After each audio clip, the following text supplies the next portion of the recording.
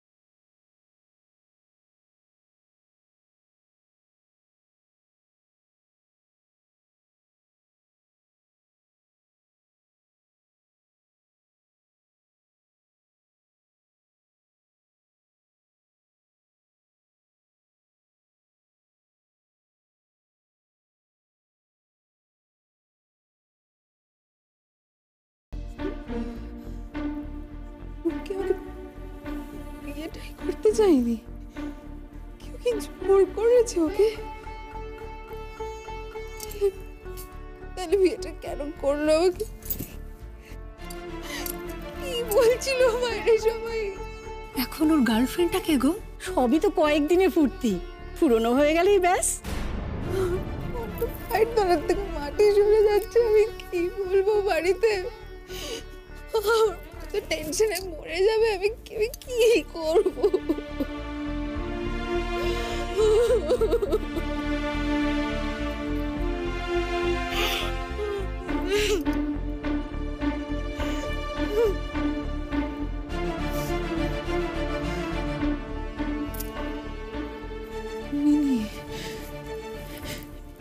মিনিকে একটু ফোন করি।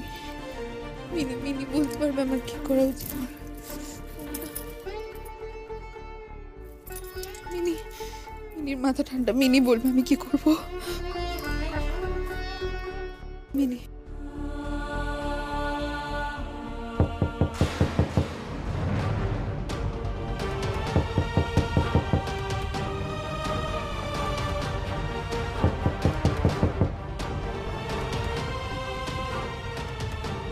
গিনি, তুমি রূপঙ্কর সান্যালকে ঠিক কতটা চেনো? গিনি, রূপঙ্কর ছেলেটা ভালো, ওর যথেষ্ট বদনাম আমাদের পাড়ায় আছে। ও একটা ভীষণ রকমভাবে ওম্যানাইজ, একজন লেচারাস। সবই তো কয়েকদিনের ফুর্তি, পুরনো হয়ে গেলেই ব্যাস। চিচি, এই ছেলের হাতে কেউ মেয়ে দেয়? না না, আমি কেন এসব কথা বলছি?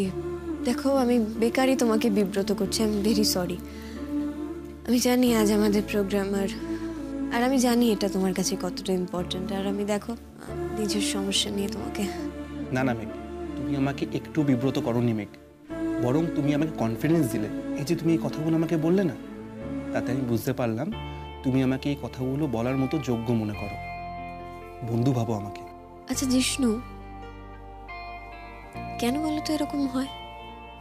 এই গত 1 বছরে নীল আমাকে এত কষ্ট দিয়েছে, এত অপমান করেছে, এত সন্দেহ করেছে, এত অসম্মান করেছে, তবু আজ যখন সবকিছু শেষ হতে যাচ্ছে, কেন বলো তো বুকের ভেতরটা এরকম ভাবে মুচড়ে ওঠে? আমি সবসময় কেমন একটা যন্ত্রণা অনুভব করছি। কেন বলো তো? কারণ তুমি যে আজও নীলকে ভালোবাসো মেঘ, হয়তো নিজের থেকেও বেশি ভালোবাসো। কেন বাসবো আমি ওকে ভালো? আমাকে একটা কারণ দাও ওকে ভালোবাসার। নীল আমাকে যতটা কষ্ট দিয়েছে, যতটা অপমান করেছে, আমার সারাটা জীবনে কেউ এতটা করেনি। আচ্ছা, আমার তো নীলকে ঘেন্না করার কথা, তাই না? ভালোবাসার কথা তো নয়। এটা তো ভালোবাসার ব্যাপার মেঘ, সে কোনো যুক্তি মানে না। মন যুক্তির কথা বলে হৃদয়কে কন্ট্রোল করতে পারে না মেঘ। হৃদয় ভালোবেসেই চলে। ও অন্য পুরুষকে নিয়ে পর্যন্ত আমাকে সন্দেহ করছে, আর সেই সন্দেহ করে ও আমাকে সকলের সামনে আমার দিকে আঙুলও তুলেছে, আমাকে অপমানও করেছে। তাও কেন এমন হবে? আমার কেন আমার মন আমার হৃদয়কে কন্ট্রোল করতে পারবে না?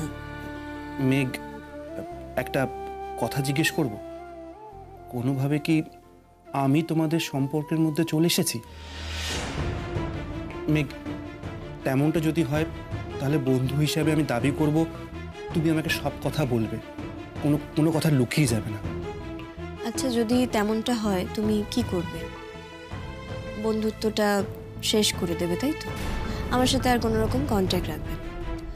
বেশ, তোমার যদি মনে হয় যে সেটা আমার কোনো রকম কোনো সমস্যার সমাধান করবে, তবে তাই হোক। আর তোমার যদি মনে হয় যে সেটা তোমাকে মোরালি একটা ক্লিন জায়গায় রাখবে, তাহলে তুমি তাই করতে পারো। কিন্তু দরজাটা খোলো।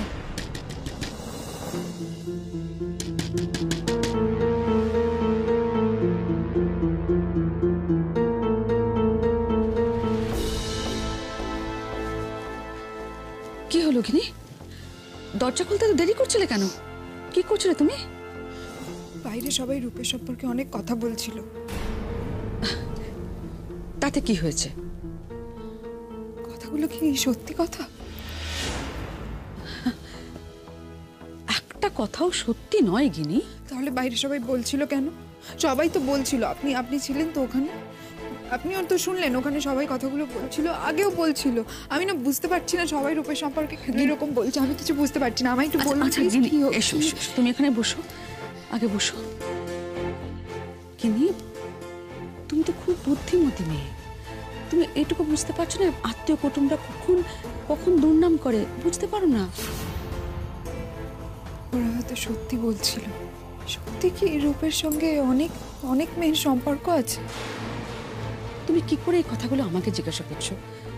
দেখো, রূপের যদি সত্যি কোনো মেয়ের সঙ্গে সম্পর্ক থেকেও থাকে, আমি মা হয়ে যতটা জানবো তার থেকে তো তুমি বেশি জানবে।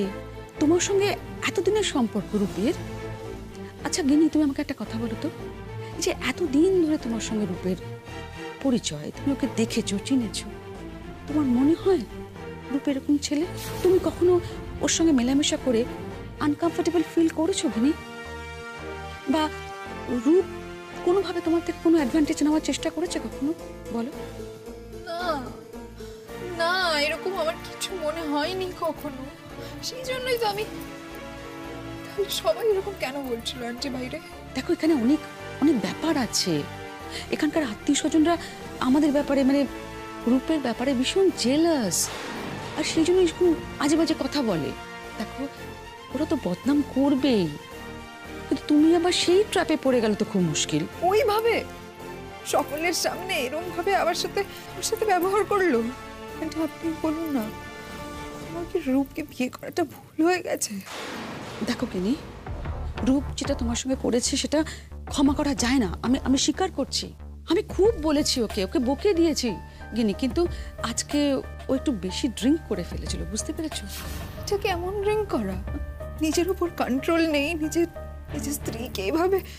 তুমি ওকে বলবে তোমার যে খারাপ লেগেছে, এ ব্যাপারে তুমি খুব রেগে গেছো, তুমি ওকে বকে দেবে ভীষণ ভাবে, বলবে ওকে। কিন্তু আমার তোমাকে একটা কথা বলার আছে, বলতে পারো, কনফেস করব। দেখো, রূপের একটা ব্যাপারে ভীষণ দুর্বলতা আছে, ড্রিঙ্ক করার ব্যাপারে, আর এটা ওর একদম কন্ট্রোল করতে পারে না। আর একবার যদি নেশা হয়ে যায় না গিনি, তাহলে কি করছে কি বলছে তাতে কোনো কন্ট্রোল থাকে না। কিন্তু গিনি, তুমি তো ওর জীবনে এখন এসে গেছো, তুমি পারবে না? তুমি পারবে না ঠিক করে দিতে? তুমি ওকে এত ভালোবাসা দাও, এত ভালোবাসা দাও, ও সমস্ত নেশার কথা ভুলে যাক, সমস্ত ভুলিয়ে দিয়ে ওকে কাছে টেনে নাও না, তোমার দিকে টেনে নাও না গিনি, তুমি পারবে না? আমি ওকে কোনোদিন এই কথাগুলোর জন্য মাফ করতে পারবো না আন্টি। মাফ করবে না তো? একদম করবে না।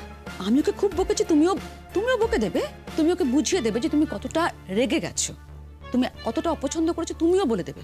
খুব বকে দেবে ওকে।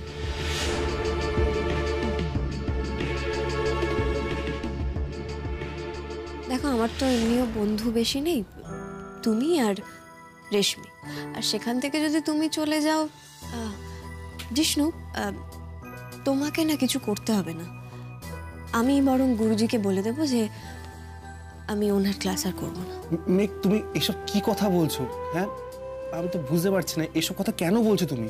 আমি শুধু জিজ্ঞেস করেছি নীলের মনে আমাকে নিয়ে কোনো সন্দেহ আছে কিনা। আচ্ছা, ভয়ানকভাবে আছে। পরশু রাতে গিনির বিয়েতে তুমি আমাকে ফোন করে বললে না যে তুমি আমাকে নিতে আসবে, আর সেটা নিয়ে নীল এক বাড়ি লোকের সামনে, মানে পুরো বিয়ে বাড়ির প্রত্যেকের সামনে একটা বিরাট সিন ক্রিয়েট করেছে। সকলের সামনে? হ্যাঁ, আর তোমাকে নিয়ে ওর সন্দেহটা কিন্তু নতুন নয়, মানে সেই প্রথম প্রোগ্রাম থেকে। আর কিন্তু তুমি প্লিজ এটা নিয়ে নিজেকে আবার অপরাধী ভেবো না। কি বলো তো, ওটা নীলের একটা অসুখ। এই সন্দেহ করাটা ওর একটা অসুস্থতা। হয়তো ও তোমাকে বড্ড বেশি ভালোবাসে, তাই তোমার চারপাশে আর কাউকে সহ্য করতে পারে না। তো সেটাকে কি সুস্থতা বলে? তুমি তোমার সঙ্গীকে বিশ্বাসই করো না। সে তোমার চোখের আড়াল হলেই, কোনো পুরুষের সঙ্গে কথা বললেই তোমার মনে হয় যে তোমার সঙ্গী তার সঙ্গে সম্পর্কে আছে। মনে করছো যে সে তোমাকে ঠকাচ্ছে, আর তুমি সবসময় চাইছো যে সে তোমার আয়ত্তের মধ্যেই থাকে। এটাকে তো ভালোবাসা বলে না জিষ্ণু, এটাকে বলে অধিকার কায়েম করা। আমি তো ওর কোনো সম্পত্তি না যে তার সর্বসত্ব ওর হবে। আমার জানো তো একটা কথা মনে হয়, তোমাদের মাঝখানে একটা ভুল বোঝাবুঝির পর্দা আছে। যে পর্দাটা কেউ ইচ্ছে করে ফেলে রেখে দিয়েছে, সরাতে দেয় না, যাতে এপার ওপার কিছুতেই স্পষ্ট করে দেখা না যায়। এই যে নীল তোমাকে সন্দেহ করে, অপমান করে, তা ওই পর্দার জন্যই। ওদিক থেকে তো ও ঝাপসা দেখে তোমায়, তুমি ওকে ঝাপসা দেখো। একবার যদি টান মেরে ওই পর্দাটা সরিয়ে দেওয়া যায় না, একবার যদি বেপর্দা করে তোমাদের সামনে দাঁড় করিয়ে দেওয়া যায়, আমার কেমন যেন মনে হয় সব মান অভিমান ভুল বোঝাবুঝি সব সব ভেসে যাবে। তোমাদের ভালোবাসার মাঝখানে এই যে ক্ষুদ্রতাগুলো জাস্ট হারিয়ে যাবে। ওই পর্দাটা সরানো খুব দরকার। সে আর হবার না জিষ্ণু। সামনের মাসের 8 তারিখ, সে আর খুব একটা দেরি নেই। আচ্ছা গিনি, তুমি কি এর মধ্যে তোমার বাপের বাড়িতে ফোন করে কিছু বলেছো? আমি তোমাকে কি বলেছি মনে আছে তো তোমার? দেখো, এখানকার কোনো কথা কিন্তু বাপের বাড়িতে বলবে না। এখানকার একটা প্রাইভেসি আছে, আর সেই প্রাইভেসিটা তুমি মেনটেন করবে। আর সেটা যদি তুমি না করো গিনি, সেটা যদি তুমি না করো, আমি কিন্তু তোমাকে শাস্তি দেব। দেখি ফোনটা দাও তো, তুমি কাকে ফোন করেছো দেখি। দাও দাও গিনি।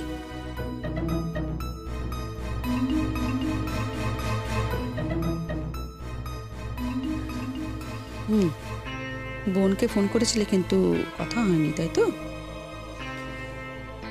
আমি তোমাকে মানা করেছিলাম গিনি। কেন ফোনটা করেছো তুমি? এখানকার সব কথা ওখানে বলার জন্য ফোন করেছিলে? দেখো গিনি, তুমি যদি আমার কথা না শোনো তাহলে আমি তো ডায়াল করেছিলাম, কিন্তু আমি কিছু বলিনি। আমি নিজে থেকে কেটে দিয়েছি ফোনটা। কিন্তু তোমার মিসড কল দেখে তোমার বোন যদি তোমাকে ফোনটা করে, তখন কি হবে গিনি? কি হবে তখন?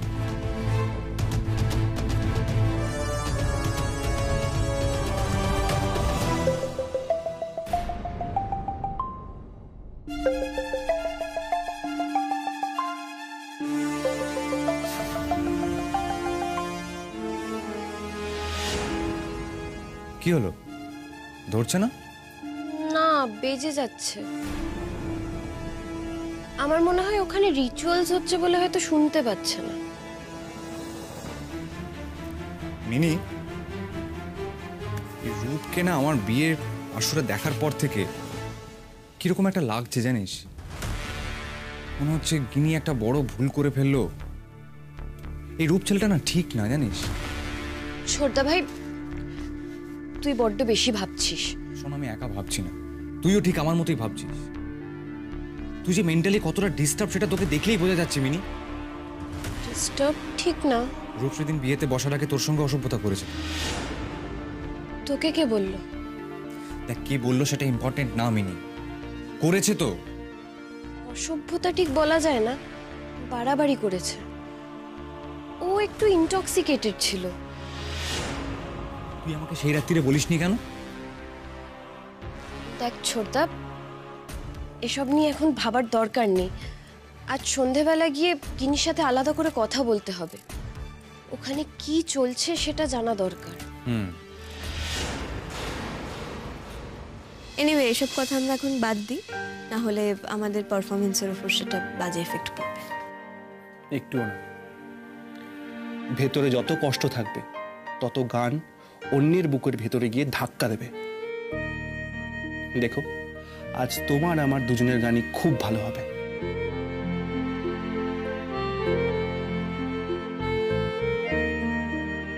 কি করে ওদের দুজনের ভুল বোঝাবুঝিটা শেষ করা যায়? কষ্ট তো দুজনেই পাচ্ছে।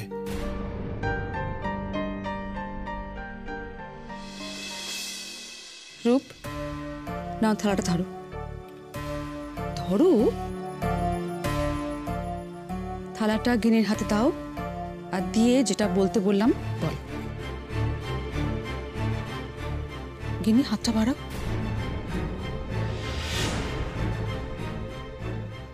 কি হলো, দাঁড়িয়ে আছো কেন? হাতটা বাড়াও। কিরে রূপ, তোর বউ মনে হচ্ছে তোর ভাত কাপড়ের ভরসায় থাকতে পারছে না। কি হলো গিনি, হাতটা বাড়াও না। ধরো।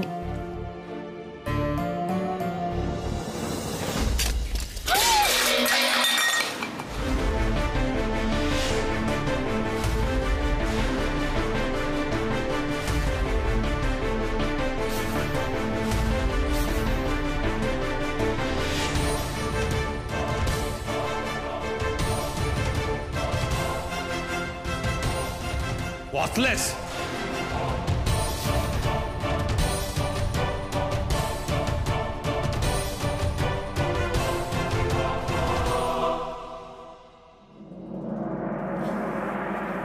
মা, আপনি?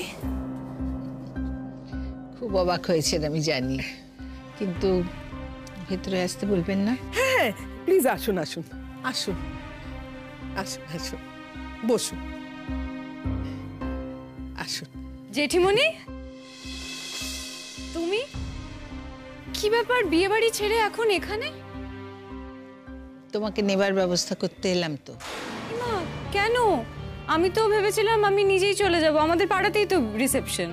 সে না হয় আজকে যাবে, কিন্তু আমি তো আজকের কথা বলতে আসিনি, আমি এসেছি ভবিষ্যতের কথা বলতে। আজকে কিন্তু আমি তোমার সাথে কথা বলতে আসিনি, আজকে আমি এসেছি তোমার মায়ের কাছে। সে হবে কোন, আপনি আগে বসুন তো, আমি একটু চা বসাই। আসুন। হবে হবে, চা খাবো, মিষ্টি খাবো, সব খাবো, কিন্তু তার আগে মধুমিতা, আমি তোমার সঙ্গে একটু জরুরি কথা সেরে নিই। তুমি বসো তো, বসো, কেন বসো কাছে। দেখো মধুমিতা, আমাদের মধ্যে অনেক ঘটনা ঘটে গেছে, যার বেশিটাই সব খারাপ, তবে সেগুলোর জন্য কিন্তু আমি তোমাকে একদম দায়ী করি না। ময়ূরীর সঙ্গে যে সমস্ত অন্যায় হয়েছে সেই সব কিছুর জন্য দায়ী নীল, অনিন্দবাবু, আর অবশ্যই মেঘ। নীল একটা গোয়ার্তুমি করে কাজ করেছে, নিশ্চয়ই করেছে, কিন্তু অনিন্দবাবু একজন বিচক্ষণ ব্যক্তি হয়ে নীলকে সেই গোয়ার্তুমির কাজে হেল্প করেছে, আর এই সবটাই পেছন থেকে করিয়েছে কিন্তু মেঘ। যাই হোক, যা পুরনো ঘটনা সমস্ত ঘটে গেছে সেই নিয়ে আমি আর নাড়াঘাটা করতে চাই না, আর আমি এটাই বিশ্বাস করতে চাই যে যা যা খারাপ হবার ছিল সব হয়ে গেছে, এবার থেকে যা হবে সবটাই ভালো হবে। থাকবো না আমি এ বাড়িতে, আর এক মুহূর্ত থাকবো না। আমার সঙ্গে কখনো কেউ এরকম ব্যবহার করেন, আমি আমি এটা অ্যাকসেপ্টও করবো না। আমি ভুল বুঝেছিলাম তোমাকে, আমি একদম ভুল বুঝেছিলাম।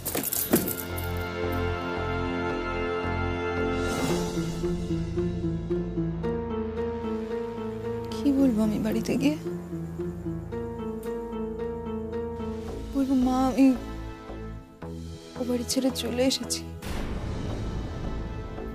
রূপ খুব খারাপ মানুষ, ও আমার সঙ্গে খুব খারাপ ব্যবহার করেছে। বলবো রূপ আমাকে অপমান করেছে। সবাই তো বলবে আমরা বারণ করেছিলাম। ঠাম্মি বলবে আমি অনেকবার বারণ করেছিলাম বিয়েটা করতে। আমি বলেছিলাম রূপ ভালো ছেলে নয়। বাপি জেঠুমনি সবাই বলবে আমরা খবর নিতে চেয়েছিলাম। আমরা বলেছিলাম সময় নিতে,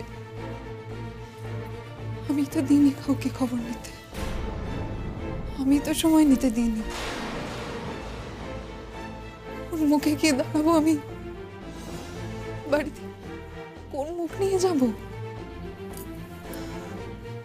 দাদা ভাইও তো বলবে। মেঘ বলেছিল গিনি, গিনি দরজা খোলো, কিছু কথা আছে আমার। গিনি, গিনি প্লিজ দরজাটা খোলো।